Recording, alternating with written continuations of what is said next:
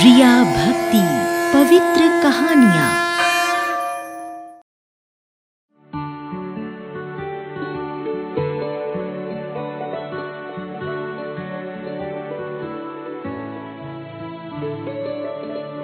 बम बम भोले, बम बम भोले।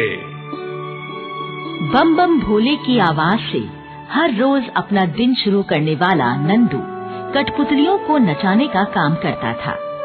इस काम में उसकी पत्नी श्यामा भी उसका साथ देती थी। दोनों मिलकर कठपुतलियां बनाते, उन्हें रंगते, उनके कपड़े बनाते, प्यार से उन्हें सजाते और फिर उन्हें ले जाकर जगह जगह अपनी उंगलियों पर नचाते और कठपुतलियों का नाच दिखाते। नंदू और उसकी पत्नी श्यामा दोनों ही भोलेनाथ के भक्त थे, इसलिए वो जहाँ भी जाते भोलेनाथ के भोलेपन की कहानियाँ सुनाते। शिवजी का ब्याह उनका सबसे लोकप्रिय तमाशा था। शिवजी बिहाने चले, नंदी बैल पर सवार, अजब अजब सी शक्ल वाले उनके रिश्तेदार, भभूति लगाए और नाग गले में डाल के हिमालय के धाम चले, खुद को यूं सवार के। शिवजी के ब्याह की इस कथा में नंदू और श्यामा अपनी बनाई कठपुतलियों से शिव पार्वती ब्याह दिखाते, जिसे देखकर भक्तों की आंख से भक्ति भाव से भरे आंसू गिरने लगते। लोग नंदू और श्यामा की कठपुतलियों का नाच देखते और उन्हें अच्छे पैसे देते। पैसे गिनते गिनते श्यामा अक्सर उदास हो जाती और नंदू से कहती, भोलेनाथ की कृपा से हमारा काम अच्छा चल रहा है। हाँ, देखो तो आज शिवजी का ब्याह देखने वालों ने दिल खोल कर दान दिया है। पर क्या फायदा जी, हमारे घर के आंगन में किसी बच्चे की किलकारी नहीं गूंजती। बिन बच्चे का हमारा सोना जीवन भला किस काम का। अरे श्यामा, भोलेनाथ पर भरोसा रखो, जब उनकी कृपा होगी तो हमारे आंगन में भी बच्चे की किलकारियां गूंजेंगी। हाँ, उन पर तो इतने बरसों से भरोसा है, पर अभी तक उनकी कृपा नहीं हुई। अरे होगी श्यामा, जरूर होगी। तुम देखना, हमारे आंगन में भी एक दिन हंसते खेलते बच्चे के स्वर गूंजेंगे। हाँ, ऐसा मेरा विश्वास है। इस तरह नंदू श्यामा को समझा बुझाकर चुप करा देता। कहते हैं कि पति पत्नी से ज्यादा करीबी रिश्ता कोई नहीं होता। दोनों एक दूसरे के अच्छे और सच्चे मित्र होते हैं। नंदू और श्यामा पर ये बात बिल्कुल खरी उतरती थी। नंदू ने श्यामा का दुख दूर करने का एक तरीका सोचा। उसने एक प्यारी सी गुड़िया बनाई और श्यामा से बोला, देखो, ये है हमारी प्यारी सी बिटिया। मैंने आज इसे बनाया है, तो आज इसका जन्मदिन है। हम आज के दिन ही इसका जन्मदिन मनाया करेंगे। सचमुच ये तो बिल्कुल परियों जैसी है। मैं तो इसे परी बुलाऊंगी। ये कहकर श्यामा ने उस प्यारी गुड़िया सी कठपुतली को गले लगा लिया। श्यामा उसे अपनी बेटी की ही तरह मानने लगी। उसे सजाती, संवारती, उसके साथ खेलती और कभी कभी उसे डांट भी लगाती और कभी कभी उसे दुनियादारी की शिक्षा भी देती, एक अच्छी माँ की तरह। परी को बने हुए 1 साल हो गया था, तो नंदू और श्यामा ने परी का जन्मदिन मनाने की तैयारी की। परी को सजाया गया। उसके जन्मदिन पर दूसरी कुछ छोटी छोटी कठपुतलियां मेहमान बनकर आईं। नंदू और श्यामा परी का जन्मदिन मनाकर बहुत खुश थे। पर तभी श्यामा परी को गले लगाकर फूट फूट कर रोने लगी। नहीं जी, मेरा दिल ऐसे नहीं बहलता।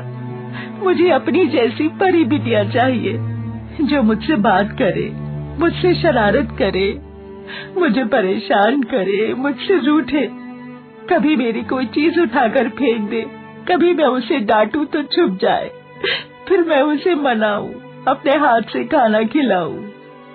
मुझे एक असली बेटी चाहिए, इससे मेरा दिल नहीं बहलता। अरे चुप हो जाओ श्यामा, देखो मैंने भी तो खुद को संभाला हुआ है ना। तुम भोलेनाथ को बोलो ना, हमारी झोली में एक बच्चे का आशीर्वाद डाल दे। नंदू ने समझा बुझाकर श्यामा को चुप करा दिया। श्यामा बिना कुछ खाए पिए सो गई। नंदू मन ही मन भोलेनाथ से प्रार्थना करने लगा। हे भोलेनाथ, मैं तो किसी तरह अपने मन को समझा लेता हूँ, पर श्यामा का दुख मुझसे नहीं देखा जाता, नहीं देखा जाता भोलेनाथ, मुझसे उसका दुख नहीं देखा जाता। उसे मां बनने का आशीर्वाद दो भोलेनाथ, उसे मां बनने का आशीर्वाद दो। प्रार्थना करते करते नंदू भी सो गया। जैसे ही नंदू की आंख लगी, उसे एक सुनहरी कांवड़ दिखाई दी और उस कांवड़ के पीछे से झांकती एक सुंदर सी गुड़िया भी हंसती खिलखिलाती नजर आई।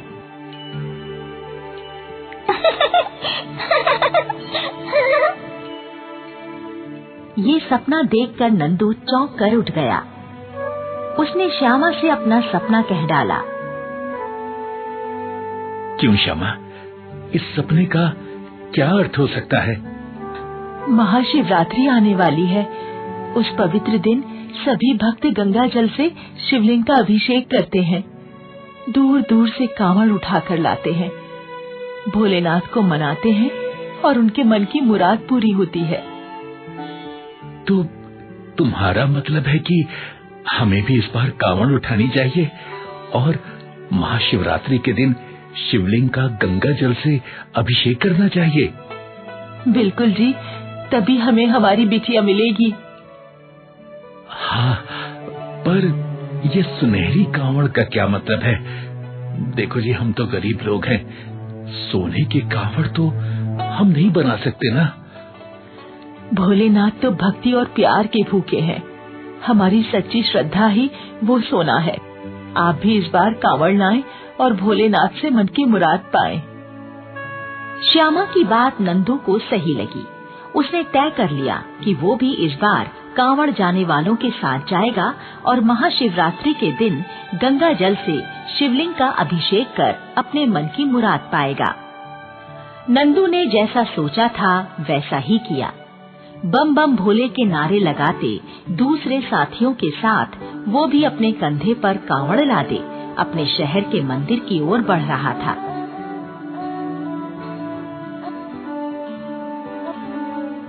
जगह जगह लगे शिविरों में नंदू भी अपने साथियों के साथ रुकता, विश्राम करता, भोजन और पानी पीता और फिर आगे बढ़ जाता।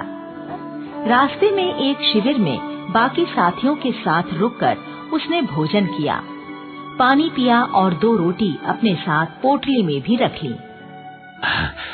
ये पोटली में रख लेता हूँ, रास्ते में कई बार चलते चलते भूख लगाती है, तब ये पोटली काम आएगी। बम बम भोले, बम बम भोले। नंदू कांवड़ उठाकर आगे बढ़ चला। रास्ते में एक जगह उसे बहुत थकान हुई। वो विश्राम के लिए बैठ गया।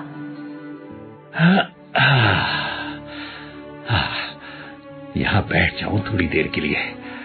अरे थोड़ी देर आराम करने में कोई हानि नहीं है। मैं तो वैसे भी समय से आगे ही हूँ, पिछली टोली के साथ आगे बढ़ चलूंगा। ये सोचकर नंदू ने पूरे सम्मान के साथ कांवड़ को नीचे रखा और बैठ गया। उसने पोटली में रखी हुई 2 रोटियां निकाली, पर तभी उसे एक बैल की आवाज सुनाई दी। ओह, आओ नंदी बाबा, लगता है भोलेनाथ ने ये रोटियां रखने का आदेश तुम्हारे लिए ही दिया था। ये तुम्हारी ही हैं, लो इन्हें ग्रहण करो। हाँ हाँ, शाबाश, खा लो खा लो। हाँ। ये कहकर नंदू ने वो रोटियां उस बैल को खिला दी। नंदू पेड़ की छाया के नीचे बैठा था। ठंडी ठंडी हवा चली और उसे नींद आ गई। क्योंकि नंदू मुख्य रास्ते से हटकर थोड़ी दूरी पर बैठा था, सो दूसरी टोलियां उसे देख नहीं पाईं। सुबह चिड़ियों के चहचहाने की आवाज से नंदू की आंख खुली।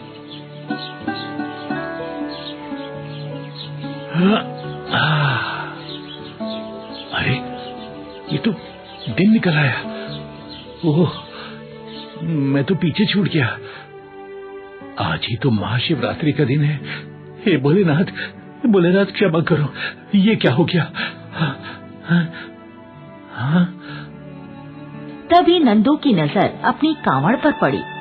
सूरज की किरणें उस पर पड़ रही थी और ठीक वैसी ही सुनहरी कांवड़ लग रही थी जैसी नंदू ने सपने में देखी थी। नंदू ये देखकर आश्चर्यचकित हो गया। हाँ, सुनहरी कांवड़, ये तो बिल्कुल मेरे सपने जैसी लग रही है। ये क्या भोलेनाथ, ये कैसा चमत्कार है? हाँ। तभी सुनहरी कांवड़ से टकराती सूरज की किरण सामने के मंदिर पर जाकर पड़ी, जहाँ हवा के झोंकों से टकराती घंटियों की आवाजें आ रही थी। नंदू ने अपनी सुनहरी कांवड़ उठाई और उस मंदिर की तरफ चल दिया। मंदिर पहुंचकर उसने देखा कि वहाँ एक शिवलिंग बना हुआ था। नंदू समझ गया कि भोलेनाथ उसे इस मंदिर तक पहुंचाना चाहते थे। तभी वो सारे संकेत दिए। महाशिवरात्रि का दिन था। नंदू ने अपनी कांवड़ से गंगा जल निकाला, शिवलिंग का अभिषेक किया और अपने मन की मुराद पूरी करने के लिए भोलेनाथ से प्रार्थना की। नंदू, आंखें खोलो। भोले भंडारी, आप और माँ पार्वती भी साक्षात मेरे सामने। हाँ नंदू, तुमने हमारे पास आते नंदी को खाना खिलाया, तो हमें धन्यवाद करने तो आना ही था। प्रभु मुझे तो आपका आशीर्वाद चाहिए। प्रभु, श्यामा माँ बनना चाहती है, उसकी गोद में बच्चे की भीख डाल दो प्रभु। अवश्य नंदू, तुम्हारी तपस्या पूरी हुई वत्स। अब तो फल पाने का समय है। जाओ, खुशी खुशी घर जाओ। श्यामा को जल्द ही पुत्री प्राप्त होगी। पर एक बात का ध्यान रखना नंदू, इस मंदिर की देखभाल 7 देवियां करती हैं। पुत्री के जन्म पर उन्हें निमंत्रण देना मत भूलना। नंदू की आंखों से खुशी के आंसू बह रहे थे। उसके मुंह से इतना ही निकला। हाँ प्रभु, जैसी आपकी आज्ञा प्रभु। धन्यवाद। नंदू खुशी खुशी अपने घर की ओर चल पड़ा। घर पहुंचकर उसने श्यामा से सारी कहानी कह डाली। श्यामा भी सुनकर खुशी से भर गई। श्यामा समय पाकर माँ बनी और एक सुंदर कन्या को जन्म दिया।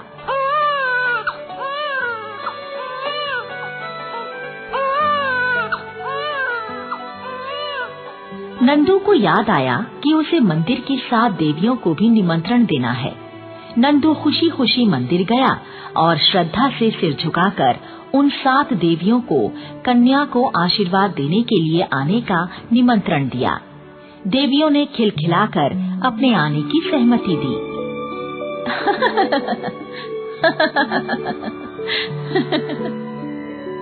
नंदू और श्यामा की बिटिया को आशीर्वाद देने वो 7 देवियां आईं। पहली देवी ने आशीर्वाद दिया कि तुम्हारी बेटी की सुंदरता की सभी तारीफ करेंगे। दूसरी देवी ने आशीर्वाद दिया कि तुम्हारी बेटी की बुद्धिमत्ता के चर्चे दूर दूर तक होंगे। तीसरी देवी ने आशीर्वाद दिया कि ये जिस भी काम को हाथ में लेगी उसे पूरी कुशलता से पूरा करेगी। चौथी देवी ने आशीर्वाद दिया कि नृत्य कला में इसके जैसा दूसरा कोई नहीं होगा। पांचवी देवी ने आशीर्वाद दिया कि इसका स्वर ऐसा होगा जैसे कोयल गा रही हो। छठी देवी ने आशीर्वाद दिया कि तुम्हारी बेटी वीणा बजाने में सबसे अव्वल होगी।